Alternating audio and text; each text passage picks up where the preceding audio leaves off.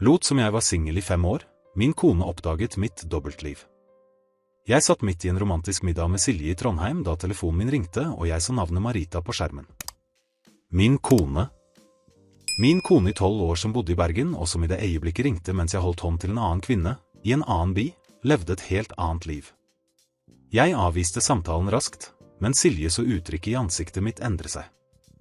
Hun spurte hvem det var. Jeg løy og sa det var jobb.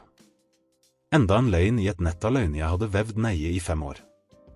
Mitt navn er Jostein, jeg er 41 år gammel, og dette er den vanskeligste, mest skamfulle tilståelsen i mitt liv om hvordan jeg opprettholdt 2 parallelle liv i 2 forskjellige norske byer til alt kollapset på den mest spektakulære måten mulig. Alt begynte på en uskyldig måte, eller i det minste var det slik jeg overbeviste meg selv på den tiden. Jeg jobbet som IT-konsulent for olje- og gasselskaper, en jobb som krevde konstante reiser mellom Bergen og Trondheim. Marita og jeg bodde i Bergen, i et vakkert hus i Sandviken med utsikt over Byfjorden. Vi hadde 2 barn, Tormod på 10 år og Ylva på 8, og på overflaten var vi den perfekte familien. Men jeg var lei. Lei av rutinen, lei av forutsigbarheten, lei av livet jeg hadde bygget. Ikke at Marita var en dårlig kone. Hun var fantastisk, faktisk. Dedisert sykepleier som jobbet lange vakter på Haukeland sykehus, tilstedeværende mor som aldri gikk glipp av en skoleforestilling eller fotballkamp for barna våre, partner som fortsatt prøvde å holde gnisten levende i ekteskapet vårt til tross for mine gale arbeidstider. Problemet var ikke henne.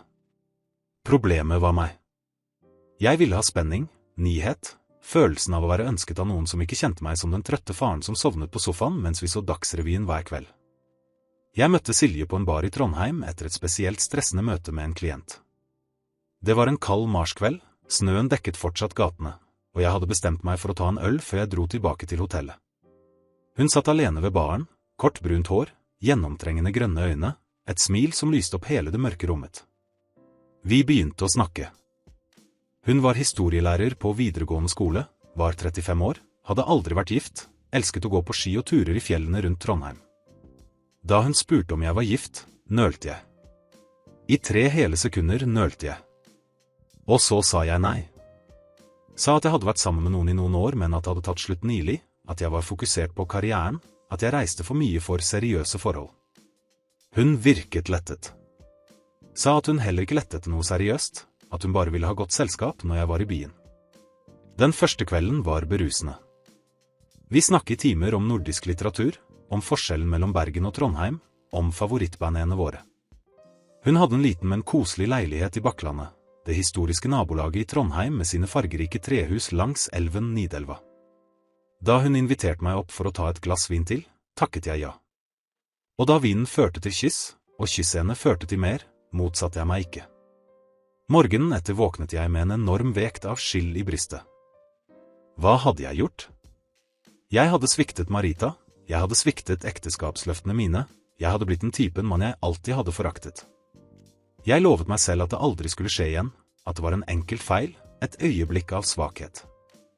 Jeg dro tilbake til Bergen bestemt på å være en bedre ektemann, en mer tilstedeværende far. Men 3 uker senere var jeg tilbake i Trondheim for et annet arbeidsmøte. Og jeg ringte Silje. Jeg sa til meg selv at det bare skulle være for en kaffe, at vi kunne være venner, at ingenting trengte å skje. Men det skjedde. Og det fortsatte å skje. Hver gang jeg dro til Trondheim, noe som var minst 2 ganger i måneden, så jeg Silje. Vi begynte å utvikle en rutine, et liv sammen i den byen hvor ingen kjente meg som familiemann. Og så dere som ser på, fortell meg, tror dere det finnes en unnskyldning for det jeg gjorde? Kan dere forstå hvordan noen kan dele livet sitt slik, opprettholde 2 parallelle virkeligheter, såre mennesker som ikke fortjente det? Eller tror dere jeg bare er et egoistisk monster? Legg igjen i kommentarene, fordi selv i dag kjemper jeg for å forstå mine egne motiver. Med tiden sluttet jeg å føle skyld. Jeg klarte å kompartmentalisere livet mitt på en skremmende måte.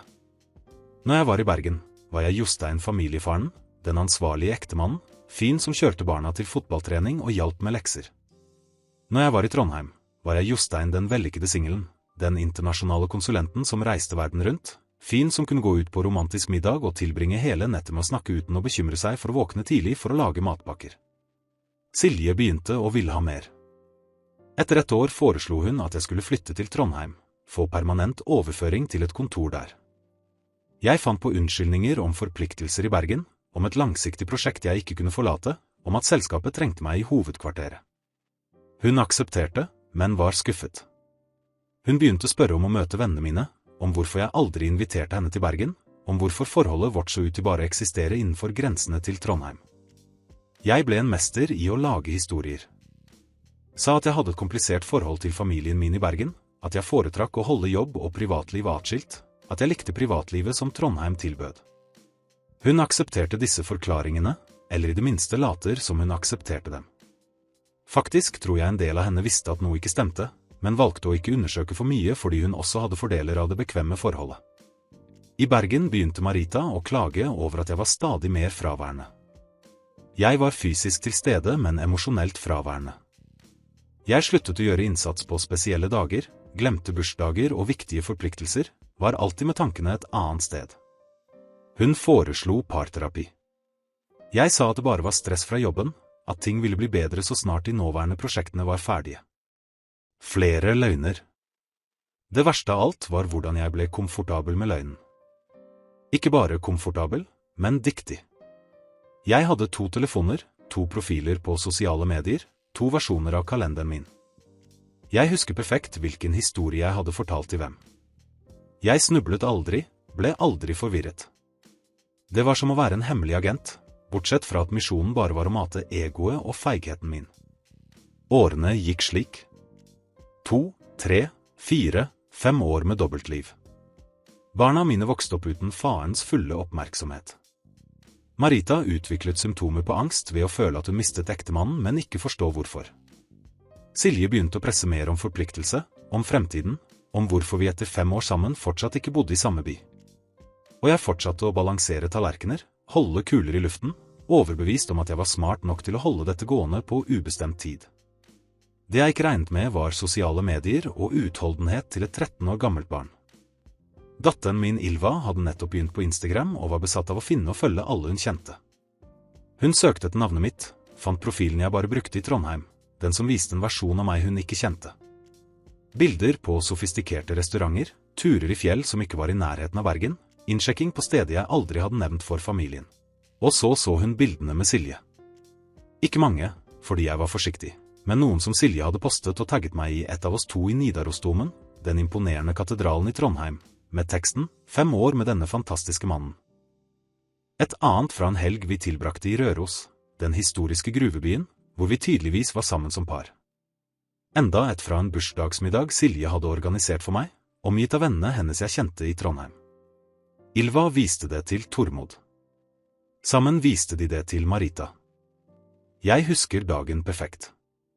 Det var en lørdag i oktober, jeg var i Trondheim med Silje, vi hadde planlagt en helg i Bymarka, rekreasjonsområdet i fjellene rundt byen.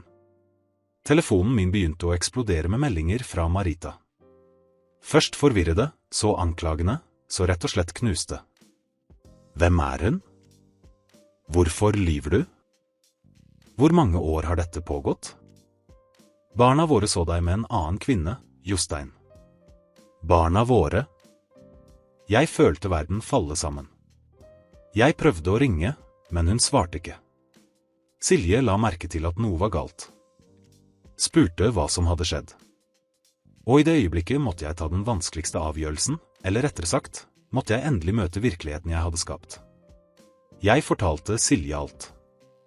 Vi satt i den leiligheten i Bakklandet som hadde blitt et fristed for meg, og jeg tilsto at jeg hadde vært gift i 12 år, at jeg hadde 2 barn, at jeg bodde i Bergen, at jeg hadde leiet for henne fra første dag.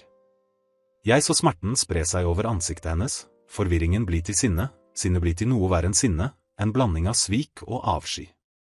5 år, sa hun, stemmen skjelvende. 5 år gjorde du meg til en idiot.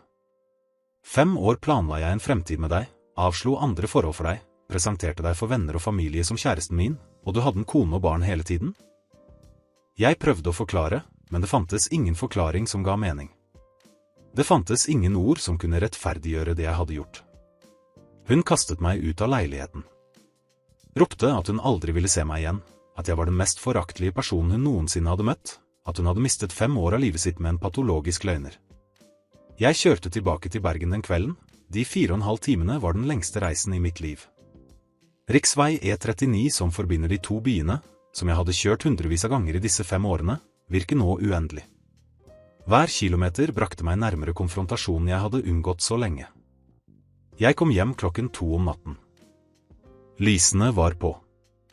Marita satt i stuen, koffertene hennes og barnas var allerede klare i inngangen. Hun hadde grått så mye at øynene var hovne og røde. Men i det øyeblikket var hun forbi tårene. Hun var i en kald og skremmende ro. Ikke prøv å benekte, sa hun før jeg en gang kunne åpne munnen. Ylva viste meg alt. Bildene, innleggene, kommentarene fra vennene hennes som kalte deg kjæreste. Jeg ringte kontoret ditt. De bekreftet at du ikke hadde noe langsiktig prosjekt i Trondheim som rettferdiggjorde så mange reiser. Så ikke fornærm meg med flere løgner. Jeg satte meg i sofaen hvor jeg hadde tilbrakt så mange kvelder med å late som om alt var normalt. Og endelig, for første gang på 5 år, var jeg fullstendig ærlig. Jeg fortalte alt. Hvordan jeg hadde møtt Silje, hvordan jeg hadde leiet fra begynnelsen, hvordan jeg hadde opprettholdt 2 parallelle liv, hvordan jeg hadde overbevist meg selv om at jeg kunne få dette til å fungere på ubestemt tid. Hvorfor? Var alt Marita spurte da jeg var ferdig. Var vi ikke lykkelige? Var jeg ikke god nok? Var ikke barna våre grunn nok til at du skulle være trofast? Det har ingenting med deg å gjøre, prøvde jeg å forklare. Du er fantastisk. Har alltid vært det. Det var jeg som var ødelagt, jeg som trengte ekstern validering, jeg som var for svak og egoistisk til å møte mine egne problemer. Du har rett i en ting, sa hun, stemmen kald som den norske vinteren. Du er svak og egoistisk. Og nå kommer barna våre til å vokse opp med å vite at faren deres er en løgner som ødela familien på grunn av kjedsomhet og ego. Barna så på rommene sine, men Marita sa at hun om morgenen ville ta dem med til foreldrene hennes i Voss. Sa at jeg hadde en uke på meg til å flytte ut av huset, at advokaten hennes ville ta kontakt, at hun ville ha skilsmisse så raskt som mulig. Sa at hun ville forklare barna på en måte de kunne forstå, men at jeg måtte leve med at jeg hadde ødelagt tilliten deres for alltid. Jeg tilbrakte den natten på sofaen, uten å sove, prosesserte omfanget av det jeg hadde gjort. Jeg hadde ikke bare sviktet konen min.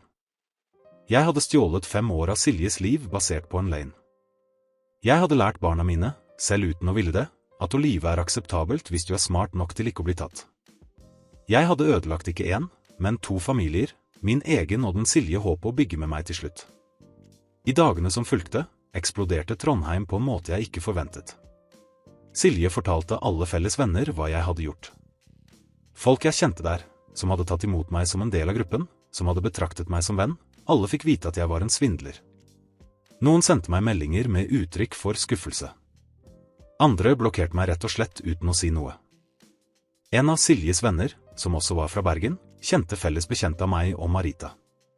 Historien spredte seg som ild. På jobben ble jeg en paria. Selv om det jeg hadde gjort ikke var ulovlig, var det moralsk frastøtende nok til at kolleger begynte å unngå meg. Sjefen kalte meg inn til en vanskelig samtale om hvordan mine personlige handlinger påvirket selskapets omdømme. De tilbød en frivillig sluttavtale. Jeg aksepterte fordi jeg ikke orker flere dømmende blikk i korridorene. Marita holdt ordet.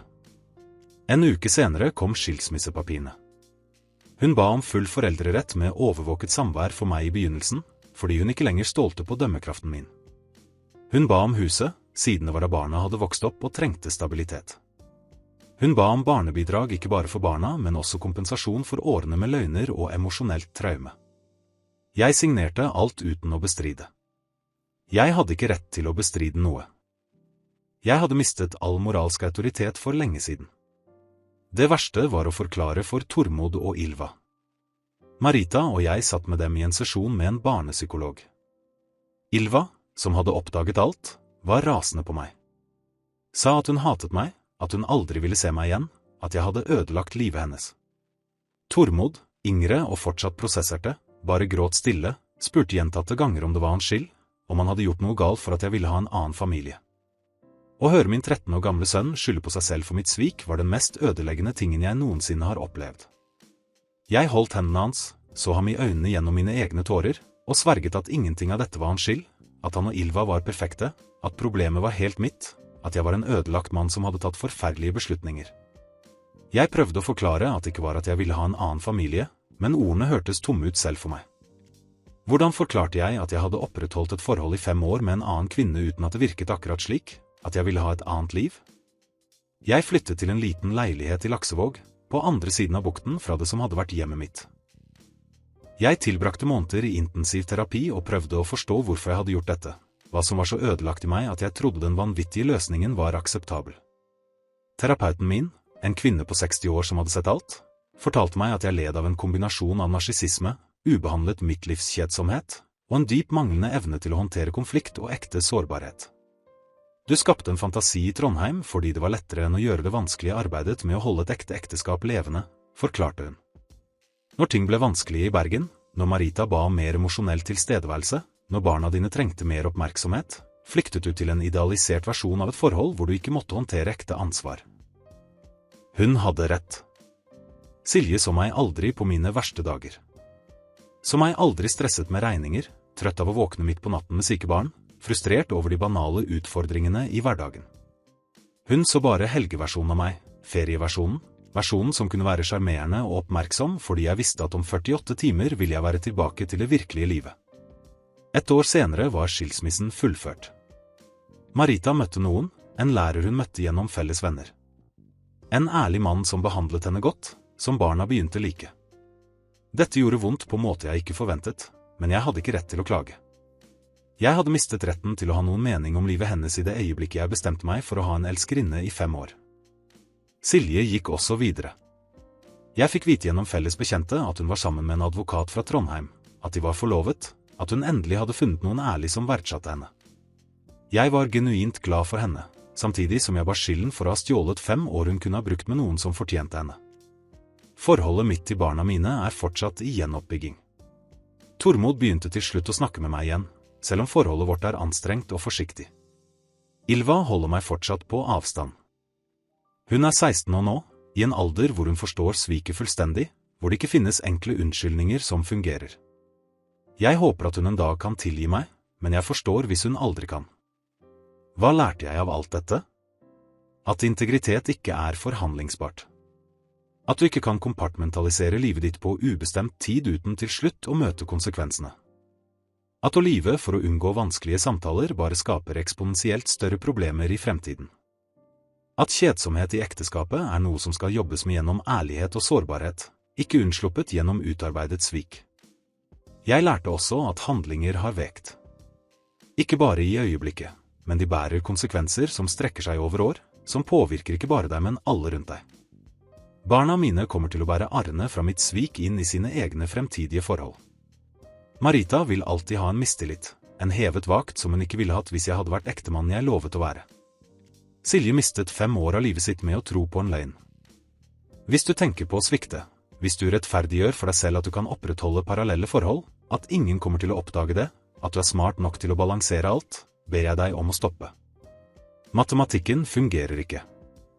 Til slutt hoper løgnene seg opp. Til slutt snubler du. Og når det skjer, er ødeleggelsen ikke bare eksponentielt, den er irreversibel. Og hvis du blir sviktet, hvis du mistenker at partneren din holder hemmeligheter, stol på instinktene dine. Tegnene er der, selv om de er subtile. De overdrevne reisene, den emosjonelle avstanden, telefonen alltid vendt ned, historiene som ikke passer perfekt sammen. Du er ikke paranoid. Du blir sviktet. Dette er ikke en historie om innløsning. Den har ikke en lykkelig slutt hvor alle tilgir og går videre som om ingenting hadde skjedd. Den har en slutt med konsekvenser, å leve med vekten av det jeg gjorde, og jobbe hver dag for å være et bedre menneske enn jeg var mens jeg vet at jeg aldri kan gjøre opp for skaden jeg forårsaket.